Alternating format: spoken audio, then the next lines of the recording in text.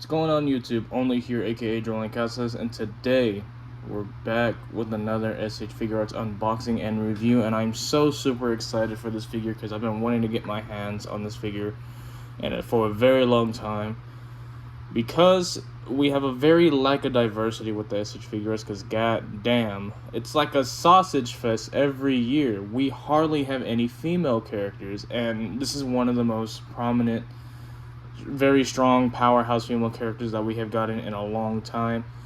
It is Super Saiyan Kefla. I love this character. I wish we were able to get better fights with her in the show, like the one in the manga where she's going up against Gohan. Would have been awesome, but we didn't get that. So other than that, I do love the character overall. Anyway, so if you're new to the channel, don't forget to leave a like, comment, and subscribe. And of course, like all my other videos, we're going to do a deep dive of the articulation, paint, detail, scale. We're going to do that. We're going to take a look at the box art front and back, and I'll go ahead and give my overall thoughts and reviews and do comparisons with other different characters from the same series and from different height comparisons from other characters and figures. So without further ado, let's go ahead and take a look at Super Saiyan Kefla. Now, this isn't Super Saiyan 2 Kefla. This is the one where she has her ponytail still. That's why they don't emphasize the 2. It looks like Super Saiyan 2, but it isn't. It's the Super Saiyan Kefla. So what really bums me out is that I wish she came with a base form head. Would have been cool to have with this character, so at least one extra head. But we do get two awesome effect pieces, which I'll show you in a bit. As always, we have our... Let me go ahead and get my handy-dandy pointer. Toei Animation logo. We have the seal of approval right here to know that it's an official product.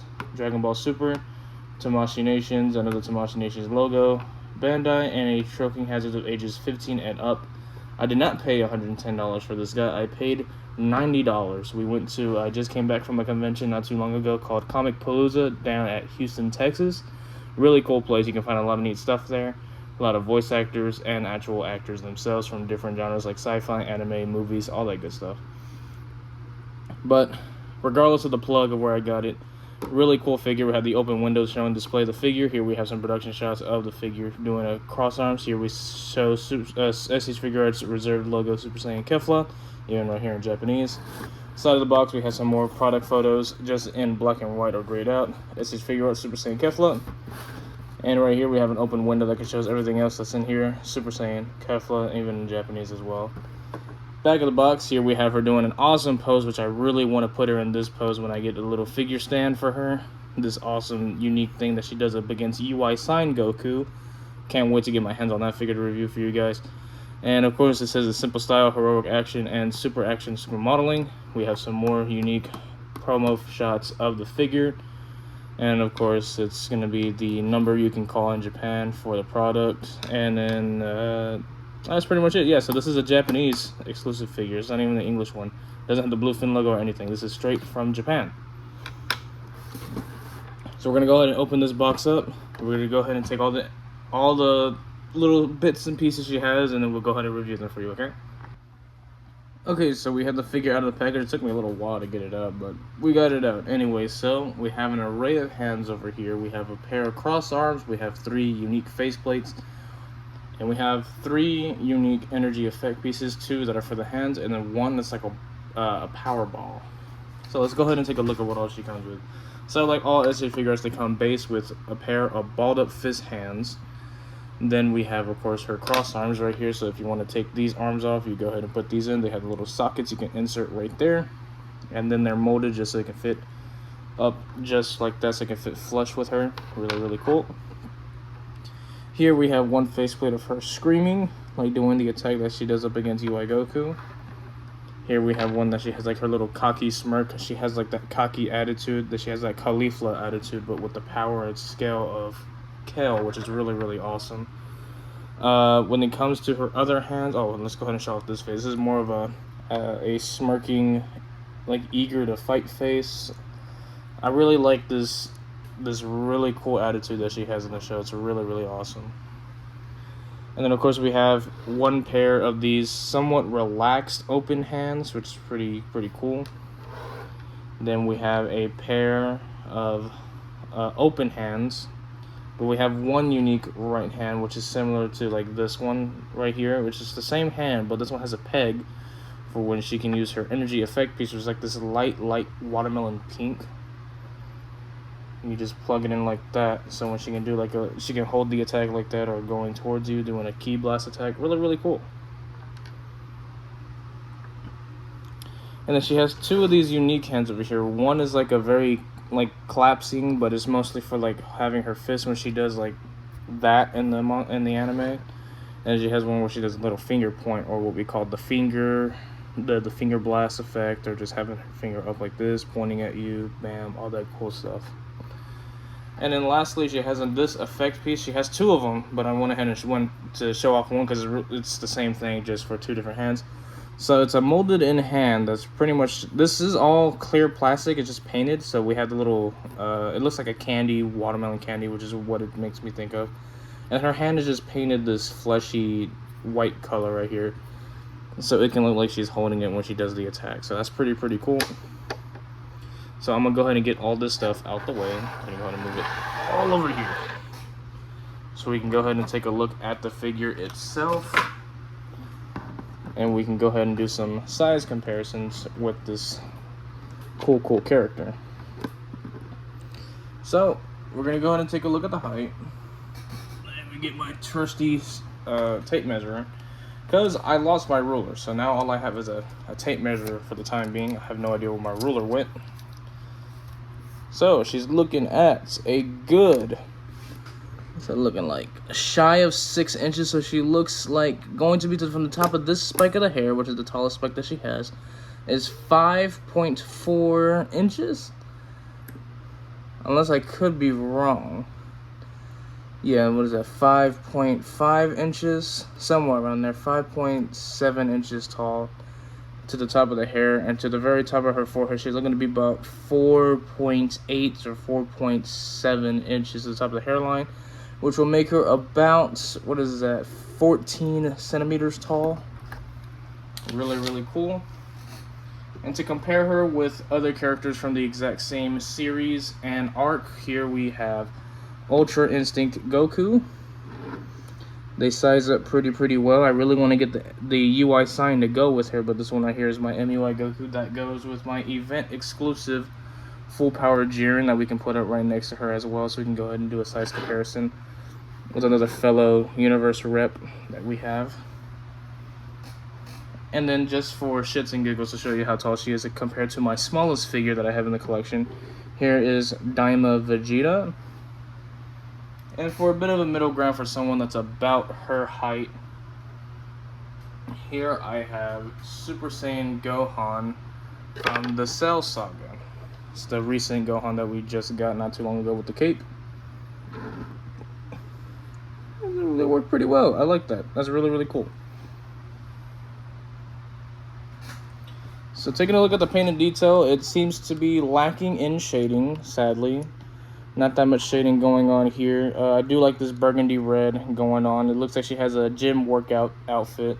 It's a very calm outfit. Not really much going on. The only uniqueness is like the gold shin guards and gold gauntlet wristbands right here, with a little bit of yellow gold tipping right here on the boots. That's also grayed out bottom. And then of course the uniqueness is of course mostly the head with that nice shiny green hair that we have, which is almost reminiscent to Broly, not the Dragon Ball Super one, but the Dragon Ball Z one.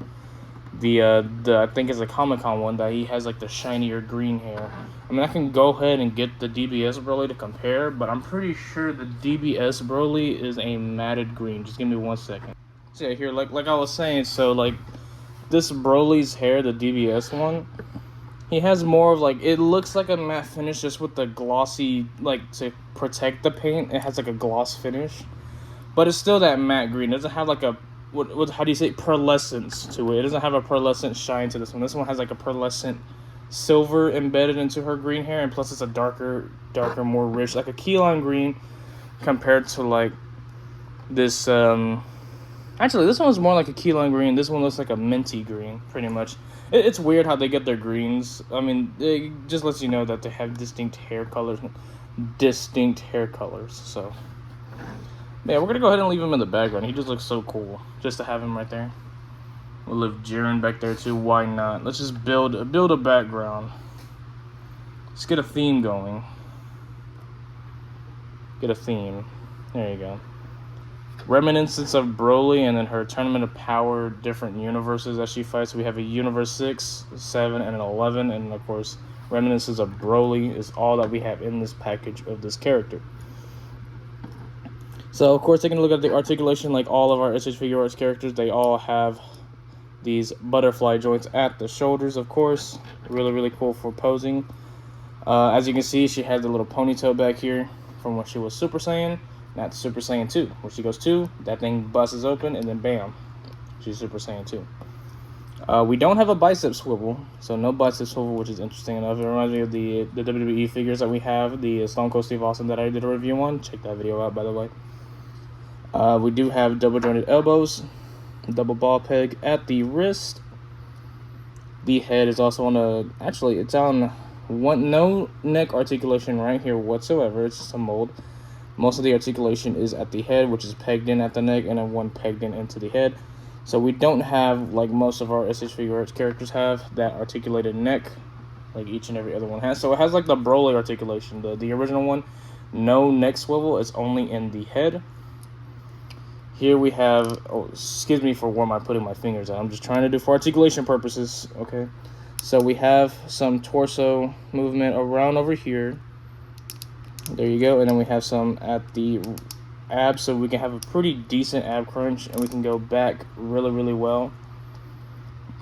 This piece is a bit floaty, don't like that, but a simple bit of wax or something like an adhesive can fix that. Not like a sticky adhesive to ruin the figure, but to keep it in place. We have a thigh swivel, I believe. Yeah, we do have a thigh swivel. There you go, we have a thigh swivel. She can kick forward pretty decently. She can't really kick back because she has some butt cheeks. She can do a pretty okay split. That's as far as she's going to go. I think she has like a 1.0 type body. That's pretty much what we're working with here. And then for the knees, we have what seems to be a double jointed knee. Yes, we do have a double jointed knee. There you go. So it's hinged in right here, and then one that's with the shin. So there you go. Two double joints there. There you go. That's a pretty better representation. One going down, one going up. Really, really cool. We don't have a shin swivel, but we do have a pretty good ankle rocker. Look at that. Looks like she can play football, bro. And then, of course, we have the toe joint that can go up and down, and then the ankle can go up and down as well. Looking well over 20 points of articulation. I gotta say, this is a really cool and unique figure. It can actually add some diversity to my collection. Having a female character, and of course from that Universe Survival Saga, that's the most diverse era of Dragon Ball. All the different types of characters, uniqueness. Sure, it was very little that we saw from each and every character, but we at least have an understanding from most of the characters that we saw, like the Trio de Danger, Hits. We got Universes 2 with their Power of Love thing, and then of course Universe 7 that we all watch and know and love. It's the power of friendship, so pretty much, or trust.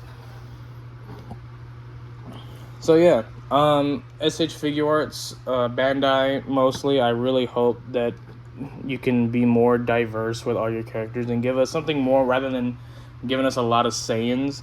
Like this entire year was mostly a lot of Saiyans. We did get like some GT characters, but overall, we mostly got nothing but Saiyan stuff. Not saying it's bad, but I would love to have the Trio de Danger to get some figures. Give them some love. Give us some sagas from the movies type stuff like Janemba. Super Gogeta is probably a Saiyan that I would accept. Or hell, Omega Shenron. Super Baby 2. And same with female characters. We have a very lack of female characters. Give us like an adult Chi-Chi from the World Tournament in Dragon Ball.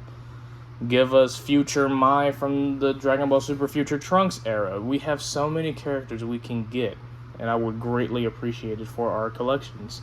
And I'm probably not the only one that's saying this, but we need more female and more diverse characters rather than getting a bunch of Saiyans a lot. I'm just saying, no pun intended.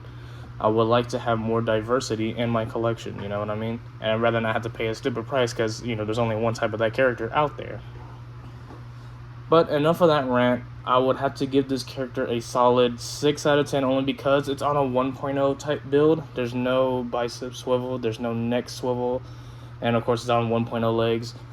I mean, it's a very beautiful looking character, no, don't get me wrong, but again, the articulation is kind of meh as compared to what we have now. Then again, this figure probably came out, I believe, 2019, 2020, probably a little earlier than that. I could be wrong. Correct me if I'm wrong in the comments. Just saying. I mean, there probably isn't much you could have done, but again, it's just the leg articulation was pretty bad, in my opinion. I mean, from the waist up, it was pretty good. Just the leg articulation was pretty bad.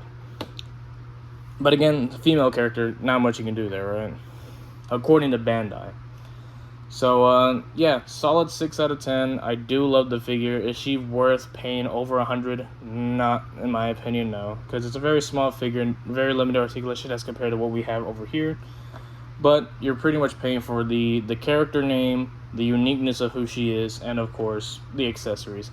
Also, give us a Kel and Kefla, Bandai, for the love of God. It's been so many years. How you gonna give us Kefla, no Kel or Kefla? I would greatly have that. Hell, even a Kaba. You had the Kaba on your showroom floor when we did SDCC not too long ago. Give us a Kaba. We need more characters, please.